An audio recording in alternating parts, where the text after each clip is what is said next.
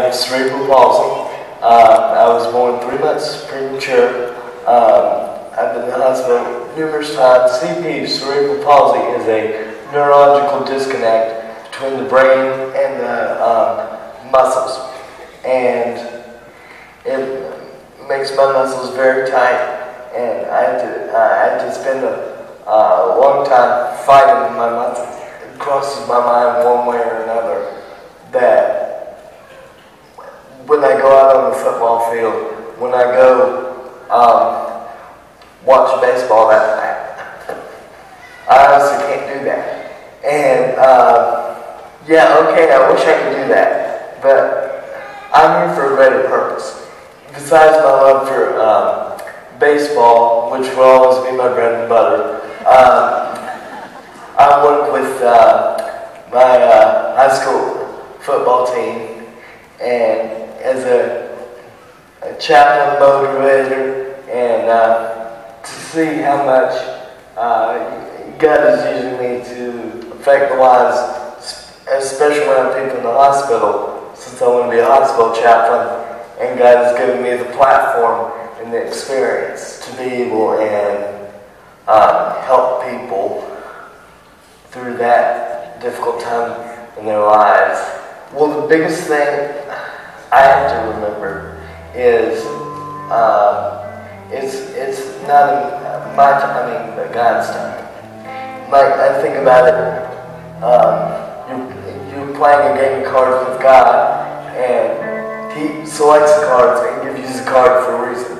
You just have to figure out how to play them. You may have a bunch of aces. You may have some other stuff you'd rather not have. But in God's game, you just can't say, I quit. You lose if you just say, I quit. What's the fun in that? That's why I try to do impact in such a way that when I get up to heaven, God will say, well done, good and faithful servant.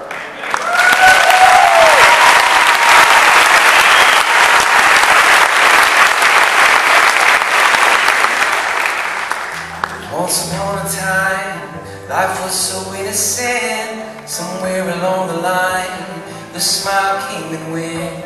The world made you feel like you just don't measure up. They tried to steal your light, but you are a treasurer, the maker of the stars, the stars.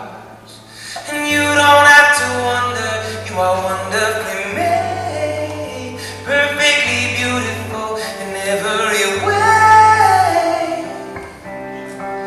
Wonderfully, wonderfully made. You're anything but typical, yeah, it's true. But they ain't seen anybody quite like you. God never makes a mistake, no. You are wonderfully, wonderfully made. Whoa, whoa, whoa, yeah, yeah. Now listen. Once upon a time, there was a secret place where heaven's hand designed even those freckles on your face. Now some things you'd rather trade, some things you try to fix, but love has one thing to say, it's perfect just the way it is. Don't you know it's perfect just the way it is? Oh, oh, oh. And you don't have to wonder, you are wonderfully made, perfectly beautiful in every way. Oh, you are wonderfully, wonderfully made. You're anything but typical, yeah, it's true. Well, they ain't seen anybody quite like you. God never makes a mistake. You are wonderfully, wonderfully made. I'm sure after seeing Tim's story, you can understand why it baffled me how exactly that young man managed to slip past security at that show. So I had to ask, I said, Tim, if you don't mind me asking, how did you get back here? He said, said, oh, it's easy. I just run over the security guard's feet with my motorized wheelchair. The most incredible kid with the greatest sense of humor.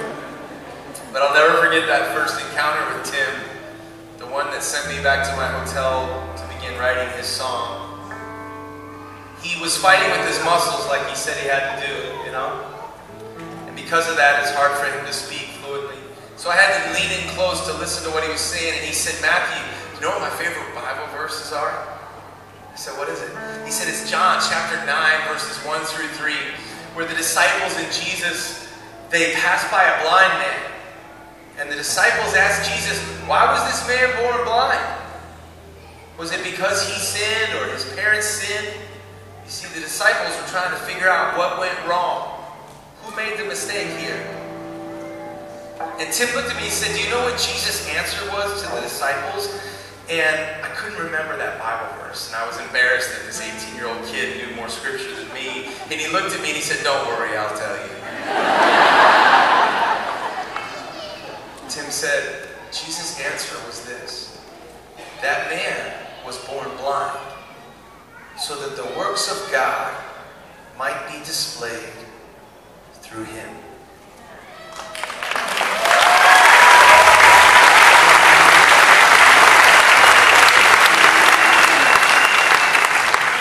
I remember getting chills as I looked down at a young man who believes that verse with all his might, who's applied that verse to his own life, thinking maybe, just maybe, I was made the way that I am so that the works of God might be displayed through my life.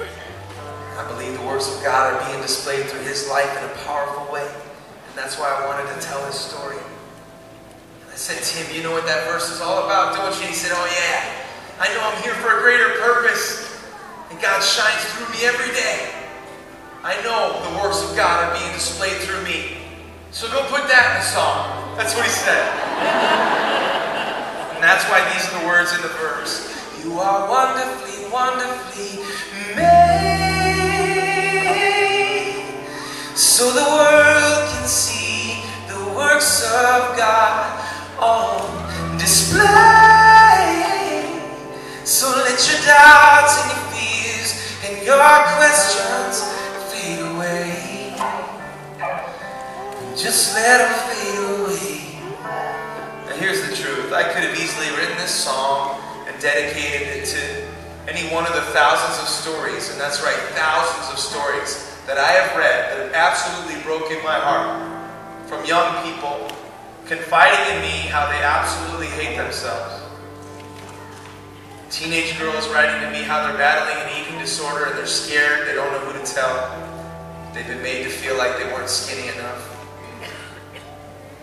People writing to me how they don't know why, but they're cutting themselves. A girl in Cheyenne, Wyoming walks up to me after the show, after I told this story. She said, would you sign my arm? A weird request, I thought. And then she held out her arm. And there were more scars on her forearm than I could count. And my heart broke for this girl. Who made her feel that pain? Who made her think that she wasn't good enough? And it occurs to me as I look at my own little girls, 8 and 5, no matter how much I tell them they're perfect, somewhere along the line, someone's going to come. Try to make them feel like they're not pretty enough, or smart enough, or athletic enough, or just not enough. The world goes out of its way to beat us down, doesn't it? Parents, if you got kids, sing these words over them every day. You are wonderfully made. If you think you've told them they're perfect enough, tell them again. The world goes out of its way to make us feel like we're not enough. And then there's the message that Tim sends us. When God created us, he didn't miss any details. There are no accidents. It's time to get comfortable in our own skin, go out into Decatur and all the world, and know that the works of God could be displayed through you and through me and through Tim. Amen.